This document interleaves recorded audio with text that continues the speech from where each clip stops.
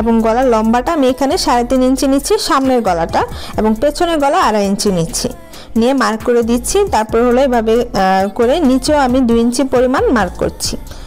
এখন হচ্ছে এরকম লম্বা করে আমি একটা মার্ক করে দিচ্ছি।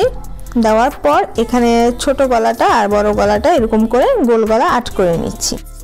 এরপর আমি এই আর্ট অনুযায়ী এখন প্রথমে হচ্ছে ছোট গলাটা কাটছি, মানে পেছনের গলাটা কেটে তারপর হচ্ছে পেছনের পাটটা আলাদা করে নিচ্ছি। এখন শুধু হচ্ছে সামনের পাটটা থাকবে, তো সামনের পাটটা হচ্ছে এখন আমি কেটে নিচ্ছি। এরপর হলো সামনের পাট এবং পেছনের পাটটা এভাবে করে সমান করে ধরে তারপর হচ্ছে এখন শোল্ডারটা সেলাই করে দিচ্ছি।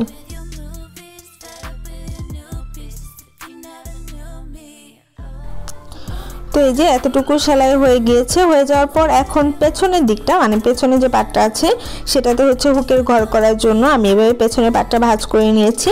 নেওয়ার পর এখান থেকে হচ্ছে 3 ইঞ্চিতে একটা মার্ক করে দিচ্ছি। দেওয়ার পর এখন এটার জন্য পট্টির কাপড় নিচ্ছি, সেটাও 2 ভাঁজে ভাঁজ করে এটার উপরে সমান করে মার্ক করে দিচ্ছি। এখন এই মার্ক অনুযায়ী আমি হচ্ছে উপরের কাপড়টা এবং নিচের কাপড়টা কেটে নিচ্ছি। কেটে নেওয়ার পর এরপর এই কাপড়টা হচ্ছে এরকম করে 3টা সাইড আছে, সেই 3 সাইড ভাঁজ করে সেলাই করে দিতে হবে। সেলাই করে দেওয়ার পর এখন হচ্ছে পেছনের অংশটায় আমি এই কাপড়টা এভাবে বসিয়ে তারপর এটা সেলাই করে দিব। তো 2টা কাপড় এই যে সমান করে ধরে এখন ঘুরিয়ে ঘুরিয়ে এখানে সেলাই করে দিচ্ছি।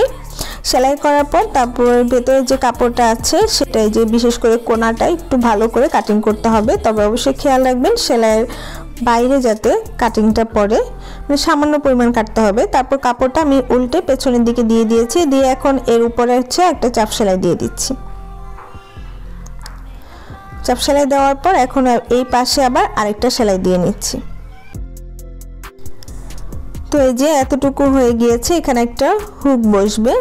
তো এরপর হলো এখন আমি এতটুকু হওয়ার পর এই কাপড়টাকে ঠিক এইভাবে করে ভাঁজ করেছি। আপনারা আমার হাতের দিকে খেয়াল রাখবেন আমি কিভাবে ভাঁজ করেছি। লম্বালম্বি করে কাপড়টা ভাঁজ করে নিয়েছি। তো কাপড়টাকে আমি আমার সুবিধা মতো বসিয়ে নিয়েছি। নেওয়ার পর এখন হচ্ছে এই কাপড়টা যেটা আমি পেস্টিং দিয়ে 2 ভাঁজে ভাঁজ করেছিলাম সেটা এখন এটার উপরে এরকম করে সমান করে বসিয়ে দিতে হবে। তো এই যে সামনের যে গলাটা সেখানে আমি 1/2 ইঞ্চি পরিমাণ নিচে নামিয়ে হচ্ছে কাপড়টা তারপর হচ্ছে সমান করে রেখেছি, দেখতে পাচ্ছেন। এভাবে সমান করে রাখার পর এখন এরকম করে হচ্ছে মার্ক করে নিচ্ছি, মানে গলা ঠিক যেভাবে আছে সেই অনুযায়ী আমি এখন এখানে হচ্ছে মার্ক করে নিচ্ছি। আর এই মানে 2 পাশে গলা থেকে হচ্ছে 1/2 ইঞ্চি পরিমাণ উপরে হচ্ছে মার্ক করেছি, দেখতে পাচ্ছেন, মানে 1/2 ইঞ্চি বাড়তি কাপড় রাখতে হবে। এরপর আমি এখান থেকে 3 ইঞ্চি পরিমাণ নিয়ে একটা মার্ক করছি। আপনারা চাইলে এখানে কিন্তু মানে চওড়াটা 2.5 ইঞ্চি পরিমাণও রাখতে পারেন। তো এখানে 3 ইঞ্চি রেখেছি, এখানে আবার হচ্ছে 2.5 ইঞ্চি রেখেছি, মানে 1/2 ইঞ্চি এখানে হচ্ছে একটু উপরে মার্ক করেছি। আর বাকিটাই কিন্তু 3 ইঞ্চি পরিমাণ থাকবে, দেখতে পাচ্ছেন। পুরোটাই 3 ইঞ্চি দিয়েছি, শুধুমাত্র পেছনের গলার দিকটা হচ্ছে 1/2 ইঞ্চি কমিয়ে নিয়েছি। তো এইভাবে করে আমি এখানে মার্ক করেছি। আর এই জায়গাটা হালকা একটু রাউন্ড করতে হবে, দেখতে পাচ্ছেন, আমার হাতের দিকে খেয়াল করলে বুঝতে পারবেন, এরকম করে একটু রাউন্ড করতে হবে। তো এই যে এভাবে কাটার সময় আমি আপনাদের দেখাচ্ছি, এরকম করে হালকা একটু রাউন্ড করে কেটে তার পুরোটা কেটে দিতে হবে।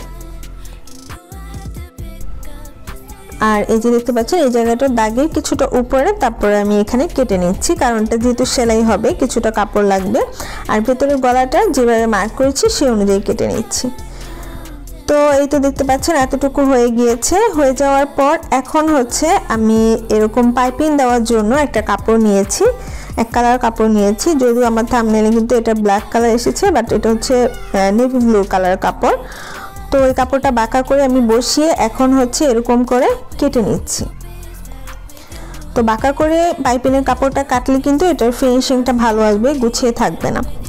তো এরপর এই কাপড়টা চওড়াটা 1.5 ইঞ্চি পরিমাণ, 1.5 ইঞ্চি পরিমাণ নিয়েছি, নিয়ে তারপর হচ্ছে এখন এটা আমি 2 পাশ থেকে হচ্ছে সমান করে কেটে নিচ্ছি। জোড়া দেওয়ার প্রয়োজন হলে আপনারা জোড়া দিয়ে নেবেন, আমি একটু জোড়া দিয়ে নিয়েছি সামান্য পরিমাণ। এরপর কাপড়টা ভাঁজ করে নিয়েছি, 2টা ভাঁজ করে যেটা হচ্ছে বন্ধ সাইড কাপড়ের মানে পাইপিংয়ের কাপড়ের সেটা ভেতর দিকে দিয়েছি, আর যেটা খোলা সাইড সেটা বাইরের দিকে হচ্ছে ভাঁজ করে করে আমি এরকম সেলাই করে দিচ্ছি। মানে যতটুকু আপনি পাইপিং রাখবেন সেই অনুযায়ী হচ্ছে এটা ঘুরিয়ে তারপর সেলাই করে নিতে হবে। তো আমি এটা সেলাই করে নিয়েছি। করে নেওয়ার পর এখন একই নিয়মে আমি 2 পার্ট সেলাই করেছি, মানে পাইপিং লাগিয়ে নিয়েছি। এরপর হচ্ছে আরেকটা সেম কালার কাপড় নিয়েছি, নিয়ে এটা বসিয়ে তারপর হচ্ছে সেম মাপে আমি আরেক টুকরো কাপড় কেটে নেব, দুটার জন্য আরও 2 টুকরো কাপড় কেটে নেব। এই যে দেখতে পাচ্ছেন আমি এখানে সেম মাপ অনুযায়ী মার্ক করে দিচ্ছি, মানে উপরের এই পিটার প্যান কলারের কাপড়টা যেভাবে কাটা আছে ঠিক সেভাবেই আরও 2 টুকরো কাপড় কেটে নিতে হবে। তো আমার প্রত্যেকটি ভিডিওতে কিন্তু আমি আপনাদেরকে একদমই সহজভাবে বোঝানোর চেষ্টা করি। তারপর কোথাও কোনো সমস্যা হলে অবশ্যই আমাকে কমেন্ট করে জানাবেন। একই নিয়মে আমি আরও 2 পার্ট কাপড় কেটে নিয়েছি। এখন এটা হচ্ছে ঠিক এভাবে 2টা কাপড় এরকম করে সাইজ অনুযায়ী বসিয়ে নিতে হবে। বসিয়ে তারপর হচ্ছে এখানে উল্টো দিকে খেয়াল করে দেখবেন যে সুতাটা সেলাই করেছেন পাইপিং লাগানোর পর, সেই সেলাইটা কিন্তু উল্টো দিকে বোঝা যাচ্ছে। তাহলে আপনি এই উল্টো দিক দেখে দেখে তারপর হচ্ছে সেলাই করবেন, মানে পেছনের দিকটা আর কি, দেখতে পাচ্ছেন। তো আমি সমান করে ভাঁজ করে নিয়ে এরপর হচ্ছে এভাবে করে 2টা কাপড় সমান করে ধরে সেলাই করে দিচ্ছি। উপরের দিকটা শুধু সেলাই করছি না, নিচের দিকে এই যে আগের যে সেলাইটা আছে সেটা দেখে দেখে যতটুকু পাইপিং আমার রাখা প্রয়োজন সেই অনুযায়ী সেলাই করছি। তারপর এটার বাইরে হচ্ছে একটু একটু করে ইচ্ছে হলে আপনারা এরকম কেটে নিতে পারেন। তো আমি এটা কেটে নিয়েছি। তারপর হচ্ছে এখন আমি উল্টে নিচ্ছি। উল্টে নেওয়ার পর একই নিয়মে কিন্তু আমি 2টা এরকম করে তৈরি করে নিব। তো উল্টে নেওয়ার পর এটা চাইলে আপনারা ভালো করে আয়রন করে নিতে পারেন, তাতে ফিনিশিং লুকটা ভালো আসবে। তো আমি এই যে দেখতে পাচ্ছেন একই নিয়মে 2টা তৈরি করে নিয়েছি। তারপর হলো এই উপরের অংশটা এখন আমি সেলাই করে আটকে দিচ্ছি 2টা কাপড়।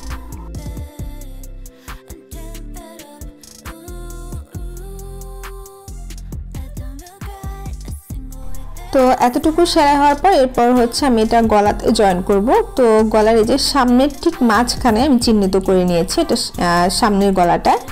তো ঠিক এইভাবে করে এই যে দেখতে পাচ্ছেন এরকম করে বসিয়ে নিতে হবে, যাতে সামনের অংশটা সমান মাঝখানে বসে, সেটা খেয়াল রেখে বসালেই কিন্তু আপনার সুন্দর করে গলাটা সামনে পেছনে অ্যাডজাস্ট হয়ে যাবে। তো এই যে দেখতে পাচ্ছেন এরকম করে আমি সেলাই করে দিচ্ছি।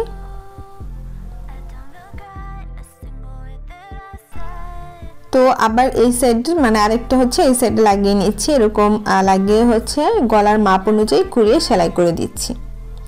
সেলাই করে দেওয়ার পর এরপর এই গলার অংশটা ঘুরিয়ে পাইপিং লাগাবো। তো এই জন্য কাপড়টা উল্টে নিয়েছি, আর পাইপিংয়ের এই কাপড়টা বাঁকা করে কেটেছি।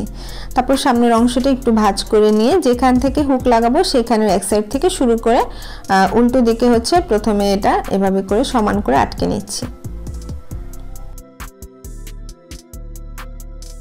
এবং শেষের দিকে 1/2 ইঞ্চি পরিমাণ কাপড় রেখে এটা এভাবে মুড়িয়ে দিয়ে তারপর শেষের দিকে সেলাই করে দিচ্ছি। ভালো করে স্টিচ করে নিতে হবে।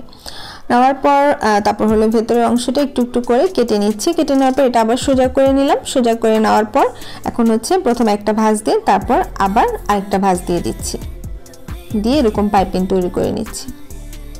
সেম নিয়মে হচ্ছে পুরোটা ভাঁজ করে করে কিন্তু পাইপিং তৈরি করে নিতে হবে। যারা অলরেডি পাইপিং তৈরি করা জানেন তারা তো জানেনই, আর যারা জানেন না তারা মনোযোগ সহকারে দেখেন এই অংশটা, তাহলে কিন্তু আপনারা পাইপিং তৈরি করতে পারবেন।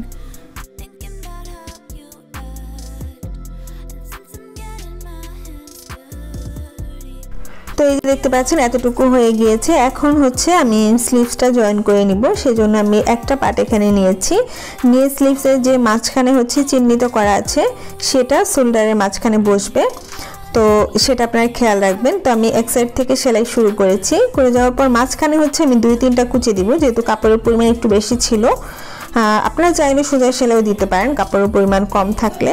তো এইভাবে সেলাই করার পর তারপরে যে নিচে অংশটা আমি ঘুরিয়ে সেলাই করে দিচ্ছি। একই নিয়মে কিন্তু 2টা হাতা তৈরি করতে হবে। তো হাতার এখানে হচ্ছে কুচি দেওয়ার পর এখন আমি নিচের অংশটা হলো এভাবে ভাঁজ করে প্রথমে সেলাই করে ইলাস্টিক লাগিয়ে দিব। তো দেখতে পাচ্ছেন এভাবে একটু মোটা করে আমি ভাঁজ করে একটা সেলাই দিয়ে দিচ্ছি, যেহেতু আমি কাপড়টা বেশি রেখেছিলাম 2 ইঞ্চি পরিমাণ হাতের মেন লম্বা থেকে। তো এভাবে ভাঁজ করে দেওয়ার পর এখন এখানে হচ্ছে ইলাস্টিক লাগাবো। তো এই যে একটা মানে হাতার যে আপনাদের হাতার মোহরির মাপটা আছে, ফিটিংস মাপটা, সেই অনুযায়ী হচ্ছে ইলাস্টিক নেবেন। আর আমি নিচের থেকে হচ্ছে বর্ডারের 2 ইঞ্চি উপরে ইলাস্টিকটা লাগাচ্ছি। একই নিয়মে 2টা স্লিভস তৈরি করতে হবে। এরপর 2 পাশে বেল্ট দেওয়ার জন্য বেল্টের চওড়াটা আমি 3 ইঞ্চি নিয়েছি, লম্বা 17 ইঞ্চি পরিমাণ নিয়েছি। তো বেল্টের ভাঁজ করে হচ্ছে এরকম একটু উপর থেকে বাঁকা করে তারপর হচ্ছে সেলাই করতে হবে। তো একটা আমি দেখিয়ে দিচ্ছি, সেম নিয়মে আপনারা করে নেবেন। তারপর হচ্ছে এটা এভাবে উল্টে নিতে হবে। একই নিয়মে আমি দুইটা তৈরি করে নিয়েছি। বেল্ট তৈরি খুবই সহজ। তো এরপর হলো এখন এই যে দুইটা স্লিভস তৈরি করে নিয়েছি। করে নেওয়ার পর এখন কাপড়টাকে এরকম উল্টে নিচ্ছি। উল্টে নেওয়ার পর প্রথমে হাতার এই অংশটা থেকে আমি জয়েন করে নিচ্ছি। এই যে হাতাটাকে এভাবে দুইটা কাপড় ভালো করে ধরে তারপর হচ্ছে এভাবে সেলাই করে দিতে হবে। এতটুকু সেলাই করার পর এরপর যে বেল্টটা লাগিয়ে নেব। বেল্টের যে খোলা অংশটা আছে সেটা এভাবে বসিয়ে নিতে হবে। নিচে থেকে নিচের কাপড় থেকে 1 ইঞ্চি উপরে বসিয়ে সেলাই করে দিতে হবে। একই নিয়মে আমি আরেক সাইডে সেলাই করছি। দুইটা হাতা সমান করে ধরে তারপর হচ্ছে এখান থেকে ভালো করে কিন্তু ব্যাক স্টিচ দিয়ে নিতে হবে শুরুতে। দেওয়ার পর আবার এই সাইডও আমি একই নিয়মে হচ্ছে 1 ইঞ্চি উপরে বেল্টটা বসিয়ে নিচ্ছি।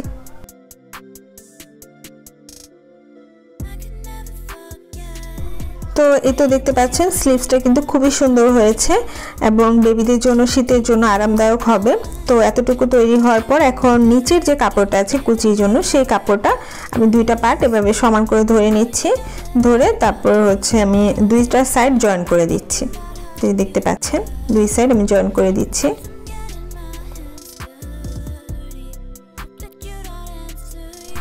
চাইলে সাইডের এখানে কিন্তু আপনারা হচ্ছে ডাবল সেলাই দিতে পারেন। এভাবে করার পর এখন হচ্ছে উপরের যে কাপড়টা আছে বডির কাপড়টা সেটা আমি নিচের কুচির কাপড়টার ভেতরে দিয়ে হচ্ছে নিচের কাপড়টা যে সাইডের অংশটা আছে সেটা আর উপরের কাপড়ের সাইডের যে সেলাইটা আছে সেটা সমান করে হচ্ছে শুরুতে আমি সেলাই করে দিচ্ছি, মানে কুচির শুরুটা আমি সেখান থেকে করছি। তো এইভাবে করে ভেতরে হচ্ছে ছোট ছোট করে আমি এখানে কুচি দিচ্ছি। কাপড় অনুযায়ী, কাপড় যতটুকু আছে সেই অনুযায়ী আপনারা কুচি ঘন বা পাতলা দিতে পারেন আন্দাজ মতো। তো এইভাবে করে আমি পুরোটা কুচি দিয়ে নিচ্ছি।